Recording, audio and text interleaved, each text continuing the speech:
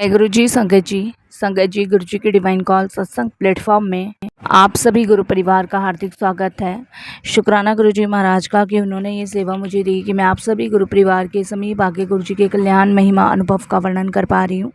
अनंतम शुक्राना मेरे गुरु जी महाराज का। आज का जो सत्संग मैं आपके साथ शेयर कर रही हूँ शालिनी आंटी का सत्संग है। बहुत प्यारा सत्संग है, ब्लेसिंगफुल सत्संग है। तो मेरी विनती है सभी गुरु परिवार से कि आप सत्संग को अंत तक सुनिए, ध्यान से सुनिए, पूरा सुनिए। सत्संग का मतलब होता है सत्य का संग, और सत्संग की प्राप्ति जब भी होती है जब गुरु कृपा होती है। तो हम बड़े भाग्यशाली हैं कि हम पे गुरु कृपा हुई और हमें सत्संग सुनने का और शेयर करने का सौभाग्य प्राप्त हुआ। तो प्लीज़ सत्संग जी बिना स्किप किए बड़ी श्रद्धा भाव से अंत तक सत्संग को सुनिएगा। और अगर आप भी अपने सत्संग अनुभव शेयर करना चाहते हैं तो हिंदी में साफ राइटिंग में आप अपना सत्संग लिखकर हमारी जीमेल आईडी पर सेंड कर सकते हैं, ताकि आपके द्वारा सुनाए गए सत्संग से जो भी गुरुजी महाराज की नई जुड़ने वाली संगत होगी उन्हें गुरुजी के कल्याण महिमा अनुभव के बारे में ज़्यादा से ज़्यादा पता चले। सत्संग आपको पसंद आए तो आप लाइक कीजिए, चैनल को सब्सक्राइब कीजिए, वीडियो को ज़्यादा से ज़्यादा संगत में शेयर कीजिए और बेल आइकन दबाना बिल्कुल नहीं भूलिएगा। जब भी कोई लेटेस्ट सत्संग आएगा उसका नोटिफिकेशन आपके पास आएगा। तो चलिए संगत जी चलते हैं गुरुजी महाराज के सत्संग की ओर। सत्संग शुरू करने से पहले करते हैं गुरुजी का मंत्र जाप। ओम नमः शिवाय, शिव जी सदा सहाय। ओम नमः शिवाय, गुरुजी सदा सहाय। जय गुरुजी। साथ संगत जी। संगत जी मेरा नाम शालिनी है, ये मेरा शुक्राना सत्संग है। सबसे पहले गुरुजी महाराज के चरणों में कोटि कोटि नमन और सारी संगत जी को जय गुरु जी। संगत जी गुरुजी की अनंत कृपा मेरे पापा पे हुई और ये मेरे पापा का शुक्राना सत्संग है। संगत जी अभी 6 मंथ से मेरे फादर बहुत ज़्यादा बीमार थे, बहुत ही ज़्यादा बीमारी की वजह से स्ट्रगल कर रहे थे। और पापा की बीमारी में संगत जी जितनी भी भाई ने सेविंग्स की थी या मम्मी ने सेविंग्स की थी, जो पापा की सेविंग्स थी वो सब पापा की बीमारी में लग गई।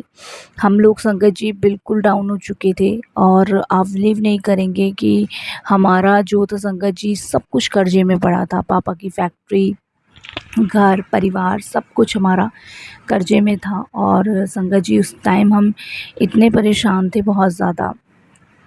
संगत जी पापा को हम हर डॉक्टर्स को दिखा रहे थे, अलग अलग जगह ट्रीटमेंट करा रहे थे, बट कोई फ़र्क नहीं पड़ रहा था क्योंकि पापा के लंग्स में पानी भर जाता था। और दूसरा संगत जी उनको शुगर था, थायराइड था, तमा था, और इस वजह से संगत जी वो बहुत सारी बीमारियों से घिरे हुए थे। एक बीमारी सही कराते थे दूसरी हो जाती थी। उनके पैर तो इतने सूजे हुए थे कि संगत जी ये समझ लो कि गुब्बारा होता ना, इस तरीके से फूले होते, ना उनसे चला जाता था, ना बैठा जाता था, ना उठा जाता था। वो हर वक्त भगवान से यही कहते थे कि ईश्वर मुझे उठा ले, अब मेरे से ये दर्द बर्दाश्त नहीं हुआ जाता। मेरी मम्मी मेरे पापा को देख के बहुत रोया करती थी।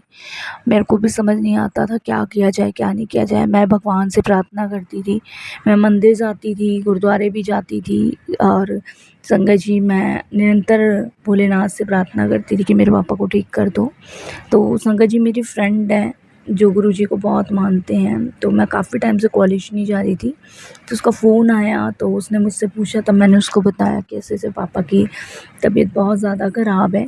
तो उसने मुझे बोला कि मेरे पास गुरुजी का जल प्रसाद रखा, तू अपने पापा को वो पिला। तो संगत जी मैंने बोला उससे कि इससे ठीक हो जाएंगे।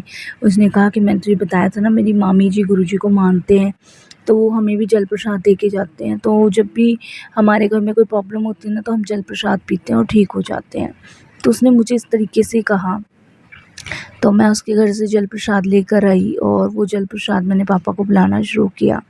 संगत जी आप बिलीव नहीं करोगे, मेरे लाइफ का मेडिकल ये पहला ही था। उस जल प्रसाद को पिलाने से पापा की हेल्थ में इंक्रूवमेंट आना शुरू हुआ और पापा की बॉडी रिकवर होने लगी, और जो भी उनकी बीमारियां थी वो धीरे धीरे ठीक होने लगी। 6 मंथ से पापा बीमार थे और संगत जी उसके बाद पापा ठीक हुए और अब मेरे पापा बिल्कुल ठीक हैं गुरुजी की कृपा से। जब मेरे पापा ठीक हो गए तब मैंने अपनी फ्रेंड से पूछा कि कहाँ से तू जल प्रसाद लाई है गुरुजी का, और कौन से गुरुजी हैं, हमें भी बता दे, हम भी जाएंगे। तो उसने अपनी मामी से पूछ के संगत जी हमें बताया। मैं मेरी मम्मी फर्स्ट टाइम गुरुजी के दरबार गए और वहाँ पे जाके संगत जी हमें बहुत अच्छा लगा। पहली बात तो संगत जी हमने इतना सुंदर गुरुजी का दरबार देखा तो हम तो वैसे ही किसी और ही दुनिया में खो गए। शांति मिली, सुकून मिला। और मेरी मम्मी ने तो यहाँ तक कि ये कहना शुरू कर दिया कि मैं तो अब कहीं नहीं जाऊँगी, गुरुजी के दरबार ही आया करूँगी, यहाँ मुझे बड़ा अच्छा लगा। इस तरीके से संगत जी मैं मेरी मम्मी गुरुजी के पास जाना लग गए, बट मेरे पापा नहीं जा रहे थे। तो एक दिन संगत जी मैं मेरी मम्मी घर बैठे गुरुजी का सत्संग सुन रहे थे। तो मेरे पापा संगत जी दोपहर 2:30 बजे के आसपास की बात थी, सो रहे थे।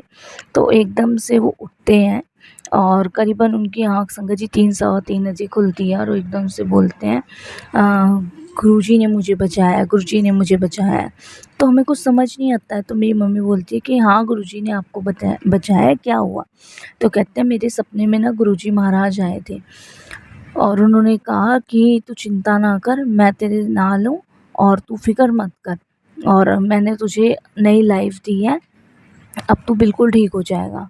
तो मेरे पापा संगत जी मुझे और मेरी मम्मी को इस तरीके से बोलते हैं, तो मैं अपनी फ्रेंड को बताती हूँ। तो मेरी फ्रेंड कहती है कि गुरुजी ड्रीम में आते हैं, वो ड्रीम में ब्लेस करके जाते हैं। तो मैं बहुत खुश होती हूँ कि गुरुजी ने मेरे पापा को ब्लेस कर दिया। और संगत जी उस दिन के बाद से मेरे फादर ठीक हैं और मेरे फादर भी गुरुजी को मानते हैं, बट मेरा भाई अभी नहीं मानता है, क्योंकि कहते हैं ना जोड़ता तो वही है जिसे गुरुजी जोड़ते हैं। तो अभी भाई तो नहीं जुड़ा है। और संगत जी हम पे जो कर्जा था वो भी गुरुजी महाराज की कृपा से धीरे-धीरे उतारना भाई ने शुरू किया है। पापा तो अभी नहीं जा रहे हैं, लेकिन भाई सारा कारोबार संभाल रहा है। तो धीरे-धीरे वो कर्जा भी उतारना भाई शुरू कर रहा है। और उससे भी बड़ी बात संगत जी की, देखिए गुरुजी से जुड़ने के बाद बहुत सारी चीज़ें सॉल्व हुई। अभी घर गिरवी पड़ा हुआ है, लेकिन गुरुजी पे पूरा विश्वास है कि एक दिन घर भी जुड़ जाएगा। कहते हैं ना संगत जी, जब परेशानी आती है ना तो आपके साथ ना सबसे पहले आपके रिश्तेदार, आपके भाई बंधु, ये सबसे पहले धोखा देते हैं। जब मेरे पापा ठीक थे ना, तो मेरे पापा ने मेरे चाचा की और ताऊ की बहुत मदद की थी। इवन तक संगत जी मेरे पापा के गांव में जितने भी घर कुनबे के हैं, सबकी मदद की थी, सबकी, पैसों से लेके हेल्थ से लेके सबकी प्रॉब्लम्स सॉल्व करी थी। बट जब हमारा समय ख़राब चला ना, और जब हमने लोगों से मदद मांगी, अपने चाचा से, ताऊ से, रिलेटिव से, तो सबने संगत जी हाथ खड़े कर दिए। सबका यही कहना था कि हम बहुत परेशान चल रहे हैं। किसी ने कुछ बहाना बनाया, किसी ने कुछ बहाना बनाया। किसी ने भी उस टाइम पे मम्मी की, पापा की मदद नहीं करी। और उस टाइम हम इतने परेशान थे, साथ संगत जी बहुत परेशानियों का सामना कर रहे थे। तो ये वो ऐसा टाइम पीरियड होता है जब आप परेशान होते हो ना, तो उस समय आपका साथ देने वाले कोई नहीं होता। तो वही टाइम पीरियड था संगत जी कि उस टाइम पीरियड में ना हमारा साथ देने वाला कोई नहीं था। लेकिन खैर संगत जी, वो कहते हैं ना एक दरवाज़ा बंद होता है दूसरा खोलता है रब, है ना? तो वही हुआ कि जब सब दरवाजे बंद हो गए तो मेरे गुरु फादर ने दरवाज़ा खोला और हमें परेशानी से निकाला। गुरुजी के मैसेज आते थे, "तू चिंता मत कर, मैं साथ हूँ, बेफ़िक्र रह, मैं सभी परेशानियों से बाहर निकाल रहा हूँ, तू चिंता मुक्त हो जा, तुझे टेंशन करने की कोई ज़रूरत नहीं है, हमेशा मैं तेरे साथ हूँ, तेरे परिवार के साथ हूँ।" तो देखिए संगत जी, आज भी गुरुजी महाराज हमें सँभाले हुए हैं। मैं ये नहीं कह रही कि हमारा कर्जा सारा उतर गया है, लेकिन हमें उस कर्जे से बाहर निकालने का रास्ता गुरुजी दिखा रहे हैं।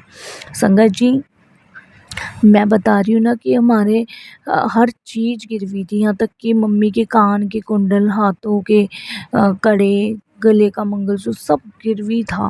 पापा की बीमारी में इतना पैसा लगा कि संगत जी बस बता नहीं सकती। और जब मेरे ताऊ और चाचा जी बीमार पड़े थे ना, तो मेरे पापा ने ज़मीन आसमान एक कर दिया था उनको बचाने को। और जब पापा के लिए मदद मांगने का टाइम आया तो उन लोगों ने हमें कहा कि जाके सरकारी अस्पताल में दिखा लो।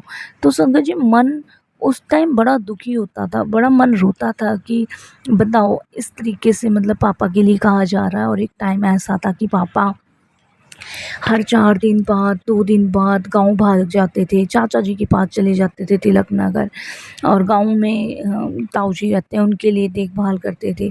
और आज ऐसा टाइम है कि ना उनके बच्चे आए, ना चाची, ना चाचा, ताऊ, कोई भी नहीं पूछने आया। तो बड़ा मन पे ना जोर पड़ता था कि ये बस कैसे रिश्ते हैं, ये सिर्फ वो दिखावटी रिश्ते हैं कि जब आप सामने हो तो बस आप किसी से मदद ले रहे हो तो बहुत अच्छे लग रहे हो, जब आपका टाइम आता है ना उसकी मदद करने का तो फिर वो इंसान बहुत बेकार लगता है।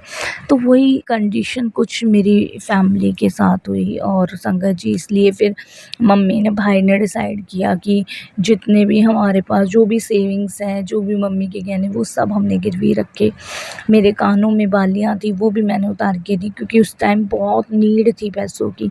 और आज देखिए कि आज बिना सहारे के गुरुजी कैसे हमें हर एक परेशानी से बाहर निकाल रहे हैं, कैसे हमारे लिए रास्ते खोलते जा रहे हैं। तो गुरुजी के दरबार में जाके ना शांति भी मिली है, सुकून भी मिला है और पापा को हेल्थ भी मिली है। और संगत जी ये समझ लीजिए कि पापा इतने परेशान रहते थे, अब वो गुरुजी का सत्संग सुनते हैं ना तो उनको बहुत शांति मिलती है, बहुत रिलैक्स फ़ील करते हैं गुरुजी का सत्संग सुन के और उनको लगता है कि कहीं न कहीं भगवान उनको मिल चुके हैं। तो मैं तो यही कहूँगी कि गुरुजी अब आपने जोड़ा है ना तो ऐसे ही जोड़े रखिएगा, कभी अपने चरणों से दूर मत कीजिएगा, कभी अपने से दूर मत कीजिएगा गुरुजी, क्योंकि सच में आपके चरणों में वो स्वर्ग है जो कहीं है ही नहीं और आपका वो बड़ा मंदिर वैकुंठ धाम से के बराबर है, जहाँ पे हर जन्म के पाप मुक्त होते हैं। संगत जी, मैंने महसूस किया है कि गुरुजी के दरबार में जितनी भी संगत आती है ना वो गुरु कृपा से आती है और अपने जितने भी बुरे कर्म लेके जाते हैं वो सब वहाँ धुल जाते हैं। जैसे हम गंगा में नहा के पवित्र हो जाते हैं ना, तो उसी प्रकार से हम बड़े मंदिर में जाके पवित्र हो जाते हैं। हमारे जन्म जन्मांतरों के कष्ट, रोग, दुख, पाप सब दूर हो जाते हैं। हमें नहीं पता होता कि हमारे कितने माड़े कर्म हैं और कितने माड़े कर्मों से गुरुजी हमें मुक्त कर रहे हैं। मैं सत्संग सुनती हूँ, गुरुजी ना जाने किस किस संगत का कैसे कैसे कल्याण कर रहे हैं और हमारा भी पता नहीं कैसे कैसे उद्धार कर रहे हैं। इन सभी चीज़ों के लिए गुरुजी का अनंतम शुक्राना। बस यही मैं अपने सत्संग को विराम देती हूँ, फिर गुरुजी की आज्ञा से फिर सत्संग ज़रूर शेयर करूँगी।